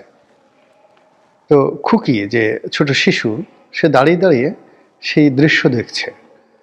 তো তার খুব শখ হচ্ছে যে সে সেই পেয়ারা খাবে, কিন্তু গাছে ওঠার সামর্থ্য তো তার নেই, আশেপাশে কেউ তাকে পেরে দিচ্ছে না, কিন্তু সে আশা করছে যে কাঠবিড়ালিটি তাকে একটু পেয়ারা দেবে, একটা পেয়ারা সে সেই খুকিকে দেবে। কিন্তু কাঠবিড়ালি তো সেটা দিচ্ছে না, না দেওয়ার কারণে খুকি একসময় রাগ হয়ে যায়। রাগ হয়ে সে বলে যে তুমি আমাকে যে পেয়ারা দিচ্ছ না, তো এই কারণে তুমি খুব স্বার্থপর, তোমার কুড়োকুষ্টি হবে, তোমার পেটে পিলে হবে, এই আমাকে দেখিয়ে দেখে খাচ্ছ, আমার যে নজর তোমার দিকে যাবে, তো এতে তোমার পেটের অসুখ হবে, ইত্যাদি ইত্যাদি। এবং ছোটকালে আমরা এই কবিতা পড়তাম এবং আজও স্মৃতিতে রোমন্থন করি। এবং একটি শিশু মনের যে চিন্তা চেতনা, তার যে কল্পনা, প্রকৃতির সঙ্গে তার যে সম্পর্ক এবং প্রকৃতির এবং পারিপার্শ্বিক যে অবস্থা, প্রকৃতির এবং পারিপার্শ্বিক যে অবস্থা, এটি শিশুর মনে, অবোধ শিশুর মনে কী ধরনের যে প্রতিক্রিয়া তৈরি হয় সেটি নিয়ে আলোচনা করব না। আলোচনা করব যে ঠিক সেই রকমভাবেই এখন বাংলাদেশের সাবেক প্রধানমন্ত্রী শেখ হাসিনার যে কর্মকাণ্ড, সেই কর্মকাণ্ড শেখ হাসিনা বিরোধী যারা রয়েছেন তাদেরকে রীতিমতো পাগল বানিয়ে ফেলেছে। তাদের সারা শরীরে নানা রকম অ্যালার্জি তৈরি করে ফেলেছে। শেখ হাসিনার কর্মকাণ্ড, কথাবার্তা, আচরণ, এগুলো বেসিক্যালি এবং প্র্যাকটিক্যালি শেখ হাসিনার যারা প্রতিপক্ষ রয়েছেন তাদেরকে কতটা ক্ষতি করেছে বা করে চলেছে তা আমি বলতে পারবো না। তবে তার বিরোধীদের মনোজগতে, মস্তিষ্কে, শরীরে যে জ্বালা তৈরি করেছে, প্রদাহ তৈরি করেছে, যে চুলকানি তৈরি করেছে, যে খাউজানি তৈরি করেছে, যে অ্যালার্জি তৈরি করেছে, যে অ্যাজমা তৈরি করেছে তাদের নিঃশ্বাস এবং প্রশ্বাসে, এটি রীতিমতো ভয়ঙ্কর। এবং সেটি শেখ হাসিনা করছেন অনেকটা ইচ্ছা করে। শেখ হাসিনা জানেন যে তিনি কি করছেন। এর কারণ হলো তিনি যখন বাংলাদেশে ছিলেন তার অনেক কথাবার্তায় রাজনীতির অঙ্গন বেশ উত্তেজিত হতো। তিনি অনেক সময় তার প্রতিপক্ষকে উদ্দেশ্য করে অশ্লীল কথা বলতেন, অশ্রাব্য কথা বলতেন, সেখানে খিস্তি থাকতো, খেউর থাকতো এবং যাকে বলা হয়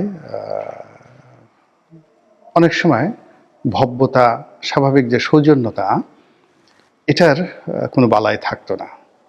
প্রতিপক্ষ উত্তেজিত হতো, লজ্জিত হতো, আর তার দলের মধ্যে যে সকল সুশীল ছিলেন, সভ্য ছিলেন, তারা লজ্জা পেতেন। তো অনেকে বলতেন যে আপনি এই ধরনের কথাবার্তা কেন বলেন। তো তিনি বলতেন যে কয়েকটি কারণ বলতেন। যে প্রথম কারণ হলো যে আমি যদি না বলি তাহলে এগুলো তো মিডিয়াতে আসবে না, তোমাদের কোনো কথা তো মিডিয়া আসে না, তা আমি এই কথাগুলো মিডিয়াতে বলি। 2 নম্বর হলো যে এভাবে কেন বলি বা এই ল্যাঙ্গুয়েজে কেন বলি। এর কারণটা হলো যে আমাদের দেশের যে মানুষ তারা উপরে সাধুতা দেখায়, কিন্তু প্রায় সবাই ঝগড়াঝাটি পছন্দ করে, তারা খিস্তি খেয়ে পছন্দ করে এবং অন্যের যে কি ত্রুটি রয়েছে সেই ত্রুটি সত্য হোক মিথ্যা হোক এই সংক্রান্ত গীবত, যেটিকে আমরা কুটনামি বলি, সেই কুটনামি তারা কান পেতে পেতে শুনবে। অমুকের সঙ্গে তমুকের কী সম্পর্ক, অমুকের টাকা পেল কীভাবে, রাঙ্গাচূড়া কীভাবে ছাগল চুরি করে, কিংবা ওই যে অমুক বাড়িতে যে একটা প্রবাসী সুন্দরী বউ থাকে, রাতে তার ঘরে কে যায়। এই ঘটনাগুলো জানার জন্য আমাদের দেশের মানুষের যে আগ্রহ, উদ্দীপনা, এটা এর চেয়ে আর আগ্রহ উদ্দীপনা নেই। ফলে আপনি যদি এই সংক্রান্ত কোনো বিষয় নিয়ে বানিয়ে বানিয়ে মিথ্যা কোনো কথা বলেন, সেটিও শোনার জন্য মানুষ লাইন ধরে দাঁড়াবে। এবং আপনার রেফারেন্সে যে কোনো একটা বাজে কথা আপনি ছড়িয়ে দেন যে অমুক গণেশ এরকম গভীর রাতে সে টাকলু গণেশ অমুক হোটেলে গিয়ে তমুকের সঙ্গে তারা সেই অপকর্ম যখন করছিল ধরা পড়েছে জনগণের হাতে এবং গণপিটুনি খেয়েছে, আর তার ভিডিও ফুটেজ তার কাছে আছে। দেখবেন যে বেশিরভাগ লোক বলবে যাচ্ছে দেখি এটা কি হলো, বা উপরে উপরে হয়তো কেউ ভদ্রতা করে আপনাকে ভর্ৎসনা জানাবে কিন্তু মনে মনে বলবি, ইস, যদি একটু দেখতে পেতাম তাহলে কেমন হতো। তা আমাদের যে মন এবং মস্তিষ্কের মধ্যে যে অশ্লীলতা রয়েছে, অশ্রাব্যতা রয়েছে, অন্যের গোপন প্রণয় জানার এবং অন্যকে হেয় করার যে অভিলাষ রয়েছে, সেটি আমরা শুনতে চাই। এবং আপনি এটা দেখবেন যে আমাদের যে গ্রাম বাংলার আবহমান গ্রাম বাংলার যে চরিত্র, মন এবং মানসিকতা, সেখানে ধরুন দুটো গ্রামবাসীর মধ্যে মারামারি হচ্ছে, আশেপাশে 3 গ্রামের মানুষ দাঁড়িয়ে দাঁড়িয়ে সে দৃশ্য দেখছে। দুটো পরিবারের মধ্যে ঝগড়া হচ্ছে, দুটো মহিলার মধ্যে ঝগড়া হচ্ছে, দুটো পুরুষের মধ্যে ঝগড়া হচ্ছে। এই ঝগড়া ফেরানোর পরিবর্তে তারা দাঁড়িয়ে দাঁড়িয়ে দেখছে। এমনকি স্কুলগামী দুটো ছেলে বা দুটো মেয়ে, তারা সেই ধরুন প্রাথমিকে 2 ক্লাস 3-তে পড়ে বা 4-এ পড়ে, তো তারা ঝগড়া করছে, একে অপরের জামা কাপড় ছিঁড়ে ফেলছে, এই ওর চুল ধরে একদম শুয়ে ফেলছে, একেবারে অনেক সময় উলঙ্গ করে ফেলছে, ন্যাংটা হয়ে সেই ঝগড়া করছে। আর অনেক বুড়ো বুড়ো মানুষ সেই ঝগড়া ফেরানোর পরিবর্তে দাঁড়িয়ে দাঁড়িয়ে দেখছে, আর কে জিতে, হ্যাঁ, বা আরো আরো আরো আরো মারো, আরো মারো, আরো ধরো, এরকম যাকে বলা হয় দৃশ্য আমরা যে 70-এর দশকে 80-র দশকে দেখেছি গ্রাম বাংলা, এটা এখনো কিন্তু বন্ধ হয়নি। এই হলো বাস্তবতা। তো এই যে মানুষের যে মন এবং মননে এই অভ্যাসটি রয়েছে, সেই অভ্যাসটি শেখ হাসিনা জানতেন। আর জানার কারণে কি হলো, তিনি তার রাজনৈতিক প্রতিপক্ষ, সেটা নারী হোক পুরুষ হোক, তাদের ক্যারেক্টার অ্যাসাসিনেশন, তাদের দুর্নীতি, তাদের অনিয়ম, তাদের ব্যক্তিগত বিষয়াদি নিয়ে তিনি যেভাবে প্রকাশ্যে খোঁটা দিতেন, এবং সেই খোঁটা শুনে তার যে আশেপাশে যারা লোকজন রয়েছে তারা কিন্তু খুব মজা পেতেন।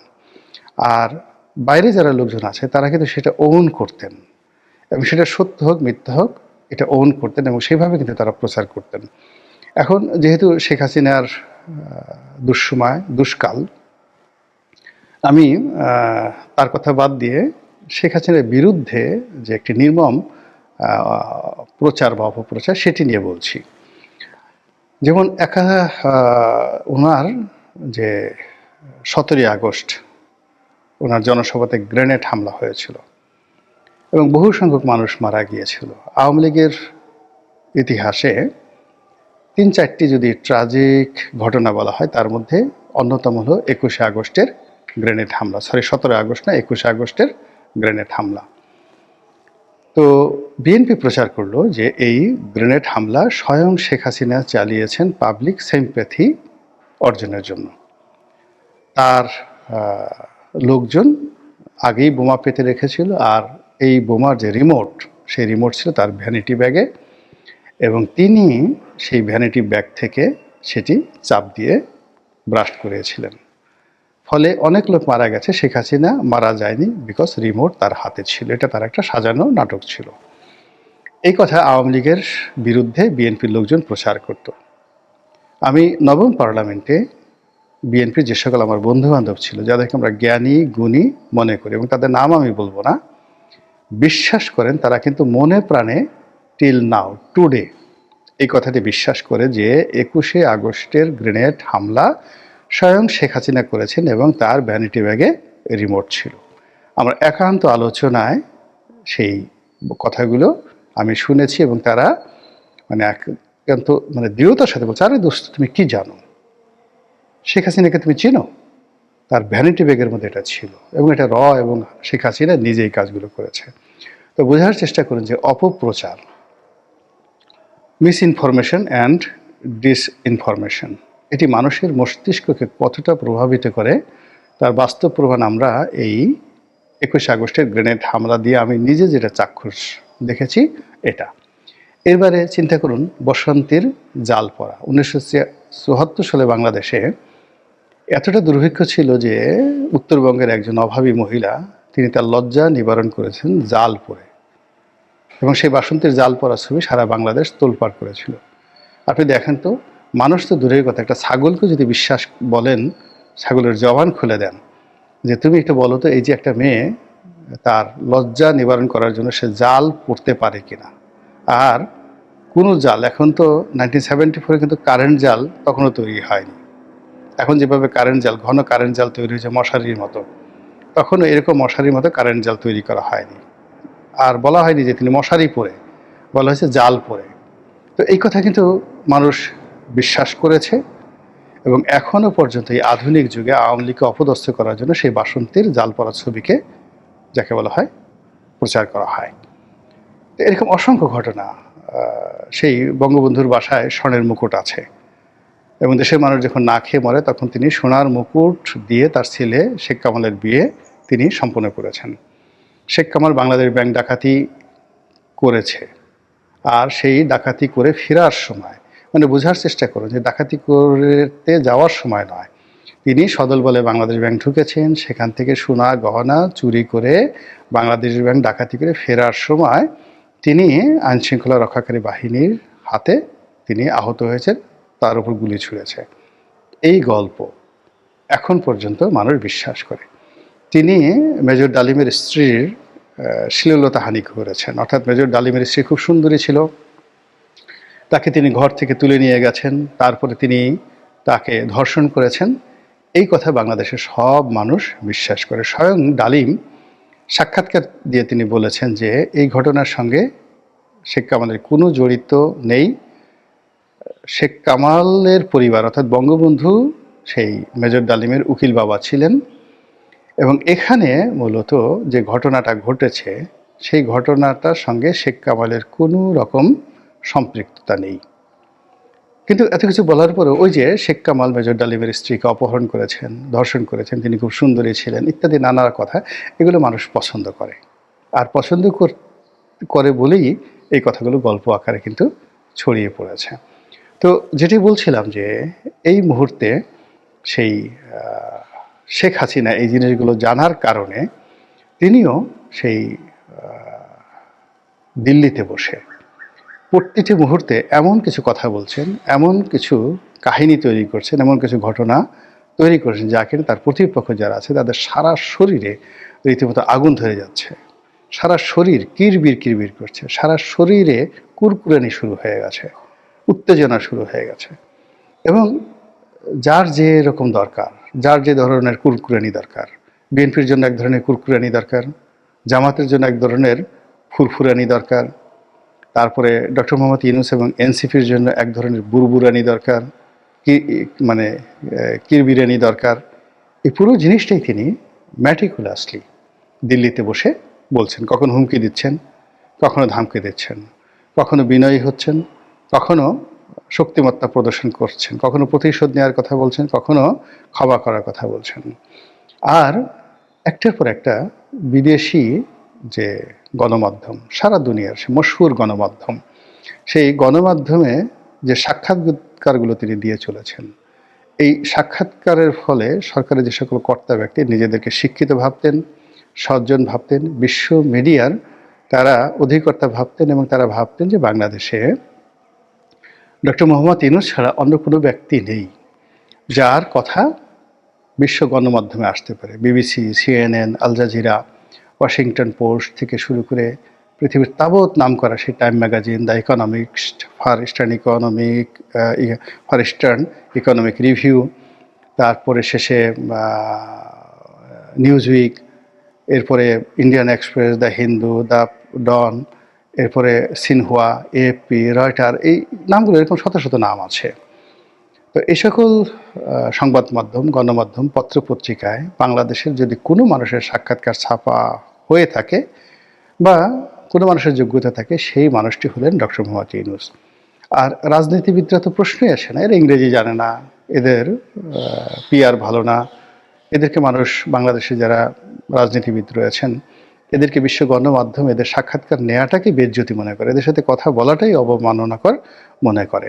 তো এরকম একটা ন্যারেটিভ যখন সেই চলছিল এবং ডক্টর মোহাম্মদ ইউনূসকে সবাই যখন মাথায় করে নাচছিল সে দীর্ঘদিন ধরে, মূলত তার এই আন্তর্জাতিকতার কারণে তাকে সবাই বিশ্ব খেলোয়াড় বলছে, তাকে সবাই বিশ্বের সবচেয়ে শ্রদ্ধেয় ব্যক্তি, সবচেয়ে পরিচিত ব্যক্তি, তার যে নেম এবং ফেম আমেরিকার প্রেসিডেন্টের চেয়ে বেশি, এই যে ন্যারেটিভগুলো মূলত আন্তর্জাতিক গণমাধ্যমে তার সাক্ষাৎকার এবং আন্তর্জাতিক অঙ্গনে তার যে বিচরণ, এইগুলোর উপর ভিত্তি করেই কিন্তু তৈরি করা হয়েছিল। এখন এটি শেখ হাসিনা এমনভাবে কুঠার আঘাত করেছেন যে গত 14 মাসে যেখানে ডক্টর মোহাম্মদ ইউনূসের সাক্ষাৎকার ছাপা হয়েছে হাতে গোনা কয়েকটি পত্রপত্রিকায়, এবং সেটি যথেষ্ট বিতর্কের তৈরি করেছে।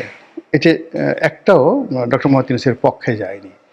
তো সেখানে শেখ হাসিনার সাক্ষাৎকার অলমোস্ট এভরিডে, এই গত 15 দিন ধরে বা 1 মাস ধরে অলমোস্ট এভরিডে তার মন্ত্রীদের, সাবেক মন্ত্রীদের, তার সন্তানের সাক্ষাৎকার যেভাবে আন্তর্জাতিক গণমাধ্যমে ছাপা হচ্ছে, যেভাবে আন্তর্জাতিক গণমাধ্যম শেখ হাসিনাকে নিয়ে, তার পরিবারকে নিয়ে, আওয়ামী লীগকে নিয়ে উৎসাহ উদ্দীপনা দেখাচ্ছে, যেভাবে বাংলাদেশের রাজনীতি, ক্ষমতার পট পরিবর্তন, ডক্টর মোহাম্মদ ইউনূসের কর্মকাণ্ড এবং শেখ হাসিনার কর্মকাণ্ড আন্তর্জাতিক গণমাধ্যমে যেভাবে আসছে, আমরা নিকট অতীতে গত কোনো দিন কখনো এরকম বাংলাদেশের মতো একটা তৃতীয় বিশ্বের দেশের রাজনীতি, পলিটিক্স নিয়ে পৃথিবীর কোনো গণমাধ্যমকে এইভাবে সামনের সারিতে এগিয়ে এসে স্ব-উদ্যোগে প্রচার চালাতে দেখিনি।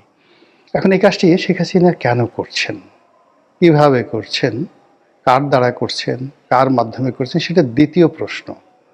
প্রথম প্রশ্ন হলো যে তিনি এই কাজটি করে চলেছেন অত্যন্ত সফলভাবে, আর এই কর্মকাণ্ডের ফলে তার যারা প্রতিপক্ষ তারা রীতিমতো লেতাইয়া গেছে, আঞ্চলিক ভাষায় বললাম, রীতিমতো শুয়ে পড়েছে। আপনি যাকে বলা হয় একটি মৃত ঘাস, সে একেবারে বিকালবেলা দেখবে যে সে মরে যাবে, কিন্তু রাতের কুয়াশা পড়ার পর সে একটু হালকা জেগে উঠল, আবার সকালবেলা যখন সূর্যের আলো আসলো সে যেভাবে আবার মাটির সঙ্গে মিশে যায়, এটাকে আমরা আঞ্চলিক ভাষায় বলি লেতাইয়া গেছে। লেতাইয়া গেছে, গয়াকারে গ্যা, ছয়কারে ছে। তো এটা হলো নুয়ে পড়েছে। তদ্রূপ এই যে শেখ হাসিনার যে কর্মকাণ্ড, সেই কর্মকাণ্ড দেখে আন্তর্জাতিক গণমাধ্যমে তার কর্মকাণ্ড দেখে তার যারা প্রতিপক্ষ তারা রীতিমতো লেতাইয়া গেছে। এখন সেই লেতাইয়া যে গেছে, সেখান থেকে তারা আবার কখন উঠে দাঁড়ায়, কখন নতুন ইতিহাস তৈরি করে এবং তাদের কর্মকাণ্ড দ্বারা আবার বুমেরাং মানে শেখ হাসিনাকে লেতাইয়া দিতে পারে। আসসালামু আলাইকুম রহমতুল্লাহি ওয়া বারাকাতুহু।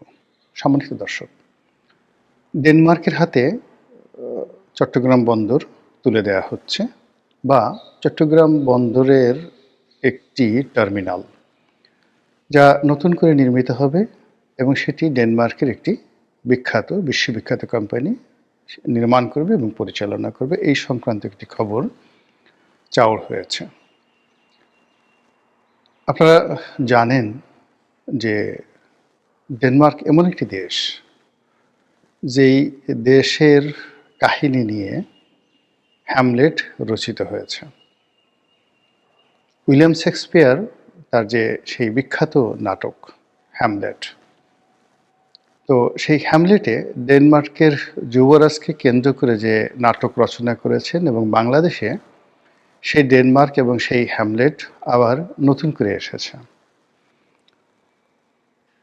এবং এই যে আমাদের দেশের সহায় সম্পত্তি, রাষ্ট্রীয় সম্পত্তি, এটি বিদেশিদেরকে লিজ দেওয়া, বিদেশিদের হাতে তুলে দেওয়া নিয়ে গত 14টি মাসে একটার পর একটা ঘটনা যেভাবে ঘটে চলেছে, এবং তার সঙ্গে এই ডেনমার্কের এই উপাখ্যানটি নতুন করে যেভাবে যুক্ত হলো, সেই বিষয়গুলো নিয়ে মূলত আলোচনা করব।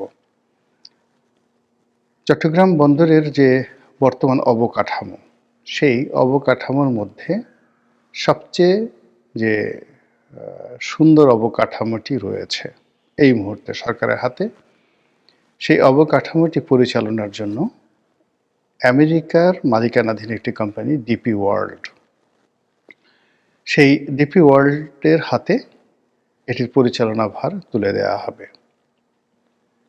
এগুলো নিয়ে বাংলাদেশে অনেক দিন ধরে হইচই চলছে। সরকার ডিপি ওয়ার্ল্ডের হাতে চট্টগ্রাম বন্দরের পরিচালনার ভার তুলে দেওয়ার ব্যাপারে এতটা বদ্ধপরিকর যে স্বয়ং ডক্টর মোহাম্মদ ইউনূস যখন চট্টগ্রাম গেলেন, তিনি অত্যন্ত দৃঢ় কণ্ঠে এই চট্টগ্রাম বন্দর ডিপি ওয়ার্ল্ডের হাতে তুলে দেওয়ার জন্য রীতিমতো ঘোষণা দিয়ে আসলেন। এরপরে বিদ্যুতের গতিতে সেই প্রকল্প এগিয়ে চলেছে।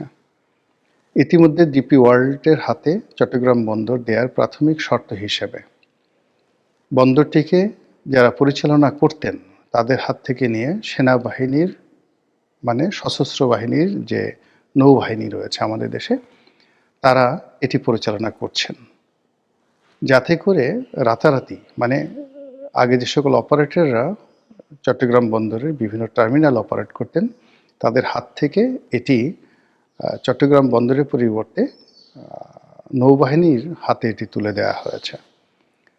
এখন এই নৌবাহিনীর হাত থেকে এটি যখন ডিপি ওয়ার্ল্ডের হাতে চলে যাবে তুলনামূলকভাবে শব্দ কম হবে। এটি গেল একটি প্রসঙ্গ, অর্থাৎ এখন বর্তমানের যে অবকাঠামো। আর ডেনমার্কের হাতে যেটি তুলে দেওয়া হবে সেটি ভিন্ন আরেকটি প্রসঙ্গ। সেটি হলো নতুন আরেকটি টার্মিনাল তৈরি করা হবে, অ্যাবসলিউটলি নিউ টার্মিনাল তৈরি করা হবে। এই টার্মিনাল তৈরি করবে ডেনমার্কের shipping company AP Moller group. তাদের যে শিপিং লাইন্স এটির নাম হলো মার্কস লাইন।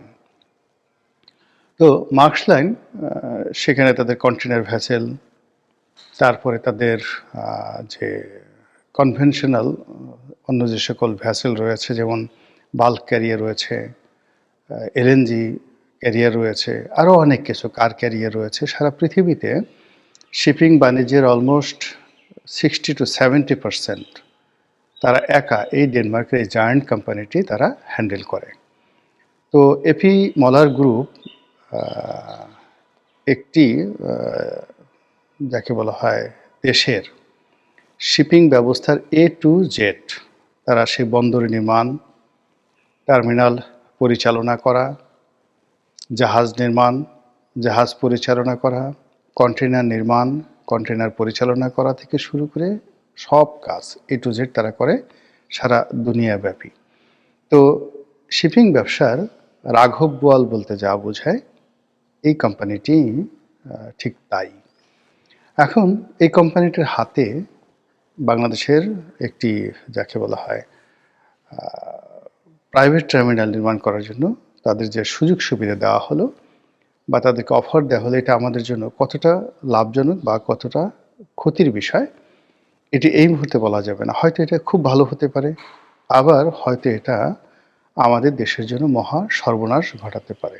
কিভাবে উপকার হতে পারে? এইভাবে যে আজ সিঙ্গাপুর পোর্ট বা দুবাই পোর্ট তাদের যে অত্যাধুনিকতা, কাজের যে মান, এবং সেই কেবলমাত্র সিঙ্গাপুর পোর্ট এবং দুবাই পোর্টের উপর নির্ভর করেই একটি দেশ কীভাবে ডেভেলপ করতে পারে তার উৎকৃষ্ট প্রমাণ সংযুক্ত আরব আমিরাত এবং সিঙ্গাপুর। তো সেই অর্থে আমাদের চট্টগ্রাম বন্দরকে ব্যবহার করে, সেটা ডিপি ওয়ার্ল্ড হোক কিংবা এপি মলারের এই নতুন যে প্রকল্প হোক, সেই প্রকল্পের মাধ্যমে আমরা একেবারে সফলতার স্বর্ণ শিখরে পৌঁছে যেতে পারি। আর এটি না হওয়ার সম্ভাবনা 99%। 99% প্রথম কারণ হলো যে সিঙ্গাপুর বা দুবাই এই পোর্টটি যারা পরিচালনা করছেন, ধরুন ডিপি ওয়ার্ল্ড বা এপি মলার, তাদের কাজের সফলতা 99% নির্ভর করবে সেই দেশের আমলাতন্ত্র, সেই দেশের পোর্ট কাস্টমস কর্তৃপক্ষ এবং অন্যান্য আনুষঙ্গিক যেমন রোড ট্রান্সপোর্ট, তারপর ওয়াটার ট্রান্সপোর্ট যে অথরিটি রয়েছে তারা, একই সঙ্গে যে সকল স্টেক হোল্ডার রয়েছে অর্থাৎ লেবার বলেন, তারপরে পরিবহন সংস্থা বলেন, তাদের কর্মক্ষমতা এবং তাদের অভ্যাসের উপর। তো আমাদের দেশের বন্দরগুলোতে যা হয়, এখানে যে সকল সিন্ডিকেট কাজ করছে, ঘুষ দুর্নীতি কাজ করছে, পোর্ট এবং কাস্টমস যেখানে রীতিমতো যাকে বলা হয় একটা যাকে বলে আজরাইলের সাথে একটা জঘন্য, আজরাইলকে জঘন্য বলবো না, ঠিক ওরকম হবে না, নির্মম নিষ্ঠুর বলা হবে না, আজরাইলের সঙ্গে তুলনা করা যাবে না। এখানে ধরুন পৃথিবীতে যত নিষ্ঠুরতম যাকে বলা হয় প্রাণী রয়েছে, সেই প্রাণী মানুষকে হত্যা করার জন্য যে ধরনের নিষ্ঠুরতা অবলম্বন করে আমাদের দেশের কাস্টমস, আমাদের দেশের বন্দর কর্তৃপক্ষ এবং আমাদের দেশের বন্দরের যে আন্ডারওয়ার্ল্ড সিন্ডিকেট, চোরা কারবারি সিন্ডিকেট থেকে শুরু করে পরিবহন সিন্ডিকেট, তারা ঠিক সেম কাজটি করে থাকে। কথায় কথায় বন্দর বন্ধ, কথায় কথায় পরিবহন ধর্মঘট, কথায় কথায় কন্টেনার যাকে যেন ঠিকমতো না নামতে পারে, জাহাজ যেন ঠিকমতো ভিড়তে না পারে। এই কাজগুলো করার ফলে সারা পৃথিবীর মধ্যে যে সকল ব্যর্থ বন্দর রয়েছে, সেই ব্যর্থতার দিক থেকে শীর্ষস্থানীয় বন্দর হলো চট্টগ্রাম বন্দর। অথচ প্রাকৃতিক দিক থেকে এই বন্দরের সঙ্গে তুলনীয় উপযোগিতা, মানে কর্ণফুলী নদীর তীরে চট্টগ্রাম বন্দরের যে প্রাকৃতিক গুরুত্ব, এইটার সঙ্গে পৃথিবীর খুব কম বন্দরের এরকম তুলনা করা যেতে পারে। তো সেই বন্দরে ডিপি ওয়ার্ল্ড আসলো বা এপি মলার আসলো। প্রথমত তারা যে চুক্তিতে এসেছে, সেই চুক্তিতে আমাদের এখন বর্তমান যে ট্যারিফ রয়েছে, বর্তমান যে হার রয়েছে, সেই হারে যারা আমদানিকারক রপ্তানিকারক তাদের কতটা লাভ হবে, অর্থাৎ বর্তমান হারের চেয়ে যে শুল্ক আদায় করা হবে আগামীতে, সেটা কমবে কিনা। যতটুকু পর্যন্ত জানতে পেরেছি কোনো অবস্থাতেই কমবে না, বরং অনেকাংশে বেড়ে যাবে। এবং সেই বাড়াটা নিয়ে যেন কোনো বিদ্রোহ না হয়, এজন্য অতি সম্প্রতি চট্টগ্রাম বন্দরের প্রায় সব মাশুল কয়েক গুণ বাড়িয়ে দেওয়া হয়েছে। এবং সেটি নিয়ে যখন আন্দোলন তুঙ্গে, সেই আন্দোলনের মুখে এই বর্তমান যেহেতু একটা নির্বাচনী একটা যাকে বলা হয় হ্যাফাজার্ড অবস্থা যাচ্ছে, তো এই ক্ষেত্রে এটা আরও সরকার কয়েকদিনের জন্য স্থগিত রেখেছে। এই গেল এক।